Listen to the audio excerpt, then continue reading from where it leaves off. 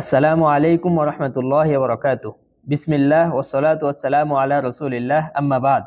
সম্মানিত দর্শক শ্রোতা, আমরা শিখতেছিলাম ইমাম মুহাম্মদ বিন আব্দুল ওয়াহাব রাহিমাহুল্লাহ ঈমান ভঙ্গের যে 10টি কারণ উল্লেখ করেছেন সেগুলোর ব্যাখ্যা এবং কোরআন এবং হাদিস থেকে দলিল।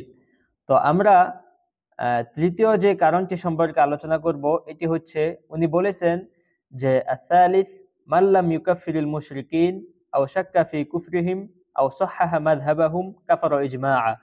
অর্থাৎ ঈমান ভঙ্গের তৃতীয় অন্যতম কারণ হচ্ছে যে ব্যক্তি মুশরিকদেরকে কাফের মনে না করে, আও শাক্কা ফি কুফরিহিম অথবা তাদের কুফরি হওয়ার ব্যাপারে সন্দেহ পোষণ করে, আও সাহহাহা মাযহাবাহুম অথবা এই কাফেরদের যেই মাযহাব বা দিন ধর্ম রয়েছে এই ধর্মকে সঠিক মনে করে, তাহলে কাফারা ইজমাআ, সকলের ঐক্যমতে এই ব্যক্তি কুফরি করলো এবং কাফের হয়ে গেল এবং সে ইসলাম থেকে বের হয়ে গেল।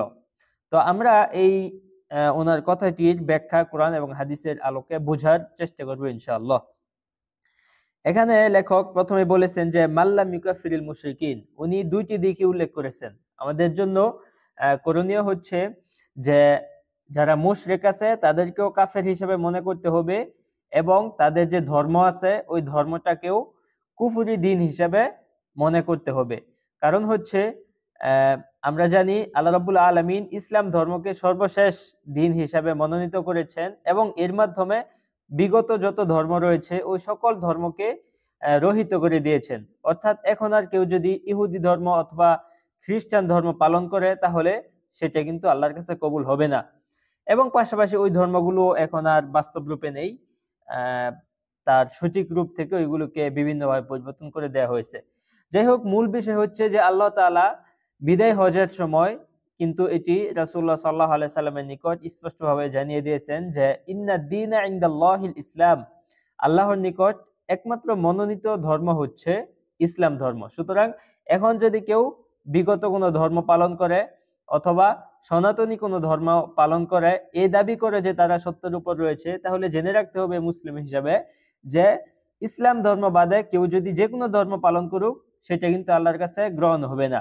এবং আমাদেরকে এই বিশ্বাস রাখতে হবে যারা ইহুদি ধর্ম পালন করে তারা ইহুদি, যারা খ্রিস্টান ধর্ম পালন করে তারা খ্রিস্টান, এবং তারা জাহান্নামে যাবে আল্লাহ তাআলার স্পষ্ট ঘোষণা অনুযায়ী। এটা আমাদেরকে বিশ্বাস করতে হবে। কেননা অনেক সময় আমরা বলি যে তারাও তো সৃষ্টিকর্তার ইবাদত করে, তারাও তো গির্জাতে যায়, তারাও তো মন্দিরে যায় এবং আমরাও তো সৃষ্টিকর্তার ইবাদত করি, আমরাও আমাদের ধর্ম অনুযায়ী মসজিদে যাই, তারা তাদের ধর্ম অনুযায়ী তাদের ইবাদতখানায় যায়। এটা অনেক যারা বোঝে না ইসলাম ধর্ম সম্পর্কে ওরা অনেকে কিন্তু মনে করে, অনেক মুসলিমগণ। কিন্তু বাস্তব কথা হচ্ছে ইসলাম ধর্ম বাদে অন্য ধর্ম কেউ যদি ফলো করে তাহলে কিন্তু এটা আল্লাহর কাছে গ্রহণ হবে না। আল্লাহ রাব্বুল আলামিন স্পষ্টভাবে বলেছেন যে ওয়ামাই ইয়াবতাগি গায়রাল ইসলামি দীনান ফালাই ইউকবালা মিন ওয়া হুয়া ফিল আখিরাতি মিনাল খাসিরিন। অর্থাৎ যে ব্যক্তি ইসলাম ধর্ম বাদে অন্য ধর্মকে গ্রহণ করবে তাহলে আল্লাহ রাব্বুল আলামিন তার কাছ থেকে কোনো কিছুই কবুল করবেন না। ওয়া হুয়া ফিল আখিরাতি মিনাল খাসিরিন, এবং কিয়ামতের দিন এই ব্যক্তি ক্ষতিগ্রস্তদের অন্তর্ভুক্ত হয়ে যাবে। সুতরাং যদি আমরা ইহুদি খ্রিস্টানদেরকে কাফের হিসেবে না মানি তাহলে বুঝতে হবে যে আমাদের ঈমানের মধ্যে ঘাটতি আছে। এবং যদি আমরা সন্দেহ পোষণ করি যে কাফের মনে করতেছি না কিন্তু এরকম বলি যে হতে পারে তাদেরটাও ঠিক, হতে পারে অন্য ধর্ম ঠিক, এরকমও যদি আমরা মনে করি তাহলেও কিন্তু এটা আল্লাহর কাছে গ্রহণ হবে না। বরং এই সমস্ত ধর্ম থেকে পরিপূর্ণভাবে নিজেকে মুক্ত ঘোষণা করতে হবে। আল্লাহ রাব্বুল আলামিন বলেছেন যে ফামাই ইয়াকফুর বিত-তাগুতি ওয়া ইউমিন বিল্লাহ ফাকাদ ইসতামসাকা বিল উরওয়াতিল ওয়াসকা। অর্থাৎ যে ব্যক্তি যে তাগুত রয়েছে অর্থাৎ আল্লাহ বাদে যাদের ইবাদত করা হয় এগুলোর প্রতি অস্বীকার করবে এবং ওয়ায়ুমিন বিল্লাহ একমাত্র আল্লাহর উপরে বিশ্বাস স্থাপন করবে, ফাকাদ ইসতামসাকা বিল উরওয়াতিল ওয়াসকা, সেই কিন্তু যে শক্তিশালী মজবুত রশি তথা ইসলামের সঠিক ধর্ম সেই কিন্তু এটা পালন করতেছে। সুতরাং কেউ যদি তাদেরকে কাফের মনে না করে তাহলে কিন্তু আমাদের ঈমানের মধ্যে সমস্যা হয়ে যাবে। এখানে শাইখুল ইসলাম ইবনু তাইমিয়া রাহিমাহুল্লাহ উনি ইজমা নকল করেছেন, অর্থাৎ সকল আলেমের ঐক্যমতে যে আন্নাহু ইযা শাক্কা ফি কুফরিল ইহুদি আউন নাসারা ইলা আখিরি আন্নাহু ইয়াকফুর। কেউ যদি ইহুদি এবং খ্রিস্টান ধর্ম সহকারে অন্যান্য ধর্ম এগুলোর ব্যাপারে সন্দেহ পোষণ করে যে না ওদেরটাও ঠিক হতে পারে, তাহলে আন্নাহু ইয়াকফুর, নিঃসন্দেহে সে কুফরি করলো। এখানে আমাদেরকে আরেকটি বিষয় লক্ষ্য করতে হবে কাফের মনে করার ক্ষেত্রে, যে কুফর কিন্তু দুই ধরনের হতে পারে।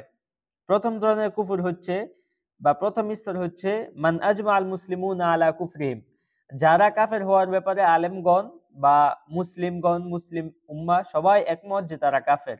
যেরকম ইহুদি, নাসারা, বৌদ্ধ, এই যে মতাদর্শগুলো আছে সকলের ঐক্যমতে কিন্তু এরা কাফের।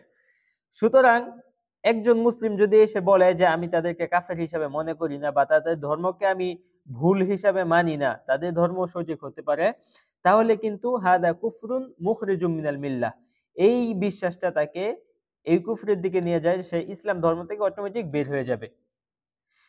আর অপরদিকে আরেক ধরনের কুফরি আছে যে মাইয়াদ্দাইল ইসলাম লাকিন কামা ফিহি মুকাফফির, যে ব্যক্তি নিজেকে মুসলিম হিসেবে দাবি করে কিন্তু তার মধ্যে কাফের হওয়ার কিছু আলামত রয়েছে, ফলে ফাখতালাফাল উলামা রাহিমাহুমুল্লাহ ফি কাউনিহি মুকাফফিরান আও লাইসা মুকাফফিরিন, এর ফলে আলেমগণ ইখতিলাফ করতেছেন যে এই দোষ গ্রহণকারী বা ধারণকারী ব্যক্তি কি কাফের হবে কি হবে না, আলেমগণ ইখতিলাফ করতেছেন। তাহলে এমন ব্যক্তিকে যদি যার কাছে দলিল আছে এমন ব্যক্তিকে যদি কেউ কাফের মনে না করে, তাহলে কিন্তু সে কুফরি করলো বা দিন থেকে বের হয়ে গেল, এটা বলা যাবে না। উদাহরণ হিসেবে এখানে বলা যায় যে নামাজের যে বিষয়টা আছে, নামাজ যদি কেউ পরিত্যাগ করে তাহলে এর ব্যাপারে আলেমগণ ইখতিলাফ করেছেন, যে কেউ কেউ বলেছেন যে এই কাফের হয়ে যাবে, আবার কিছু কিছু আলেম বলেছেন যে এটা কাফের হবে না। যেরকম ইমাম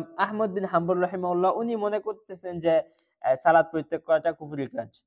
আর বিপরীতে তিন ইমাম আবু হানিফা, শাফি এবং মালিক রাহিমাহুল্লাহ ওনারা মনে করতেছেন যে নামাজ পরিত্যাগ করাটা এটা কুফরি কাজ নয়। সুতরাং এখন যদি কেউ এই ব্যক্তিকে যে নাকি নামাজ পড়ে না তাকে যদি কাফের মনে না করে, তাহলে যে কাফের মনে না করা ব্যক্তি ধর্ম থেকে বের হয়ে যাবে এরকম না। কারণ হচ্ছে এই বিষয়টা নিয়ে উভয় পক্ষেরই দলিল আছে এবং উভয় পক্ষেই আলেমগণ এটা নিয়ে ইখতিলাফ করেছেন।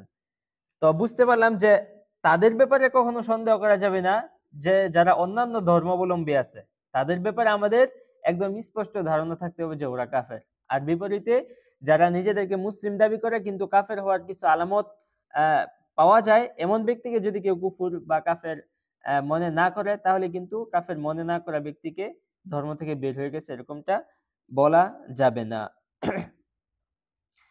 সুতরাং এই যদি আল্লাহ রাব্বুল আলামিনের কাছে আমাদের নিজেদের যে ঈমান এটাকে আমরা খাঁটি হিসেবে রাখতে চাই বা নির্ভেজাল হিসেবে রাখতে চাই, তাহলে কিন্তু আল্লাহকে যারা ইবাদত করবে না তাদেরকে কিন্তু আমাদের কাফের হিসেবেই মানতে হবে। রাসূলুল্লাহ সাল্লাল্লাহু আলাইহি ওয়াসাল্লাম এর থেকে একটি হাদিস শুনেন যেটি সহিহ মুসলিমে এসেছে। রাসূলুল্লাহ সাল্লাল্লাহু আলাইহি ওয়াসাল্লাম বলেছেন, উনি বলতেছেন যে ওয়াল্লাযী নাফসু মুহাম্মাদিন বিয়াদি, প্রথমেই রাসূলুল্লাহ সাল্লাল্লাহু আলাইহি ওয়াসাল্লাম শপথ কেটে বলতেছেন ওই সত্তার কসম যার হাতে মুহাম্মদের প্রাণ, তথা আল্লাহ রাব্বুল আলামিনের কসম কেটে বলতেছেন। শপথ সাধারণত কখন করা হয়? যখন কোনো গুরুত্বপূর্ণ বিষয় বলা হয়। কোরআনের মধ্যেও একই সিস্টেম, হাদিসের মধ্যেও একই সিস্টেম, যে যখন কোনো গুরুত্বপূর্ণ কথা বলা হয় এর আগে কিন্তু শপথ করা হয়। রাসূলুল্লাহ সাল্লাল্লাহু আলাইহি ওয়াসাল্লাম বলেছেন যে লা ইয়াসমাউ বি আহাদুম মিন হাযিহিল উম্মাহ ইয়াহুদিয়্যুন ওয়ালা নাসরানী সুম্মা ইয়ামুতু ওয়া লাম ইউমিন বিল্লাযী উরসিলতু বিহি ইল্লা কানা মিন আসহাবিন নার। রাসূলুল্লাহ সাল্লাল্লাহু আলাইহি ওয়াসাল্লাম বলতেছেন যে ওই সত্তার কসম যার হাতে মুহাম্মদের প্রাণ, কেউ যদি আমার এই উম্মতের মধ্যে যদি আমার ব্যাপারে শোনে যে মুহাম্মদ সাল্লাল্লাহু আলাইহি সাল্লাম সত্য নবী, এটা শোনার পরেও সে ইহুদি হোক অথবা খ্রিস্টান থাকুক আগে, সে যদি মৃত্যুবরণ করে এই অবস্থায় যে আমার উপরে ঈমান আনলো না, আমাকে আল্লাহ তাআলা যা দিয়ে পাঠাইছেন ওইটার উপরে বিশ্বাস করলো না, তাহলে ইল্লা কানা মিন আসহাবিন নার, তাহলে সে কিন্তু জাহান্নামের অধিবাসীদের অন্তর্ভুক্ত হবে। এটা রাসূলুল্লাহ সাল্লাল্লাহু আলাইহি সাল্লাম বলতেছেন এবং তিনি শপথ করে বলতেছেন। আর আমরা জানি রাসূলুল্লাহ সাল্লাল্লাহু আলাইহি সাল্লাম ওমা ইয়ানতিকু আনিল হাওয়া ইন হুয়া ইল্লা ওয়াহয়ু ইউহা, তিনি নিজের মন থেকে বানিয়ে কিছু বলেন না, এটা আল্লাহ তাআলার পক্ষ থেকে ওহী যা আসে উনি সেটাই বলেন। সুতরাং রাসূলুল্লাহ সাল্লাল্লাহু আলাইহি সাল্লামের হাদিস অনুযায়ী কিন্তু আমরা স্পষ্ট জানতে পারলাম যে ইসলাম ধর্ম ব্যতীত অন্যান্য ধর্মাবলম্বী যারা আছে ওনারা নিঃসন্দেহে জাহান্নামে যাবে, যদি ইসলাম ধর্ম না এনে মৃত্যুবরণ করে। আর যদি ইসলাম ধর্ম গ্রহণ করে তাহলে তো নিঃসন্দেহে তার আগের সব গুনাহ মাফ হয়ে যাবে এবং পাপগুলো নেকিতে পরিবর্তন হয়ে যাবে ইনশাআল্লাহ। তাহলে আমরা বুঝতে পারলাম যে আমাদের এদের ব্যাপারে অবশ্যই স্পষ্ট ধারণা থাকতে হবে। আল্লাহ রাব্বুল আলামিন আরো স্পষ্টভাবে বলেছেন যে ওয়াকালু লা ইয়াদখুলুল জান্নাতা ইল্লা মান কানা হুদান আও নাসারা, যে ইহুদি এবং নাসরারা তারা মনে করে যে জান্নাতে শুধুমাত্র তারাই প্রবেশ করবে। কিন্তু আল্লাহ রাব্বুল আলামিন বলতেছেন যে তিলকা আমানিহুম, এটা হচ্ছে তাদের আশাই মাত্র, শুধুমাত্র তাদের যে আশাই করে থাকে এটাই। কিন্তু বাস্তবতা এটা না। জান্নাতে যাবে তারাই যারা মুসলিম এবং ইসলাম ধর্মকে গ্রহণ করবে এবং পরিপূর্ণভাবে ইসলাম ধর্মের ভিতরে ঢুকে যাবে। যেটি আল্লাহ তাআলা বলেছেন যে ইয়া আইয়ুহাল্লাযীনা আমানু দুখুলু ফিস-সিলমি কাফাহ, হে ঈমানদারগণ তোমরা ইসলাম ধর্মে পরিপূর্ণভাবে প্রবেশ করো। ওয়ালা তাত্তাবিউ খুতুওয়াতিশ শাইতান, এবং তোমরা শয়তানের পদাঙ্ক অনুসরণ করো না। সুতরাং আল্লাহ রাব্বুল আলামিনের কাছে দোয়া করি আল্লাহ তাআলা যেন আমাদেরকে অমুসলিমদের ব্যাপারে স্পষ্ট ধারণা রাখার তৌফিক দান করেন, আমিন। এই ধারণা রাখতে হবে যে তারা সঠিক ধর্মের উপরে নেই এবং তারা জাহান্নামে যাবে রাসূলুল্লাহ সাল্লাল্লাহু আলাইহি সাল্লামের ভাষা অনুযায়ী।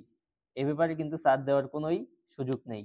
বিপরীতে যদি কেউ মনে করে যে তারাও সঠিক ধর্মের উপরে আছে বা তারাও আল্লাহর ইবাদত করতেছে, তারাও জান্নাতে যাবে, তাহলে কিন্তু আমার ঈমানের মধ্যে ঘাটতি হয়ে যাবে। যদি আমি এটা বলি তাহলে এটা আমার ঈমানের মধ্যে ঘাটতি হয়ে যাবে। কেননা আল্লাহ রাব্বুল আলামিন বলতেছেন একটা, রাসূল বলতেছেন একটা, বিপরীতে আমি দাবি করতেছি আরেকটা। যেটা কখনোই শোভা পায় না এবং একজন মুসলিমের জন্য ঈমান থেকে বের হয়ে যাওয়ার জন্য তার এতটুকু বিশ্বাসই যথেষ্ট। আল্লাহ রাব্বুল আলামিন যেন আমাদেরকে এর ভয়াবহতা বুঝে কাফেরদেরকে কাফের মনে করার এবং মুসলিমদেরকে মুসলিম মনে করে মুসলিমদের প্রতি ভালো ধারণা রাখার তৌফিক দান করুন, আমিন। আসসালাতু ওয়াসসালামু আলা নাবিয়িনা মুহাম্মদ ওয়া আলা আলিহি ওয়া সাহবিহি আজমাইন। আসসালামু আলাইকুম ওয়া রাহমাতুল্লাহি ওয়া বারাকাতুহু।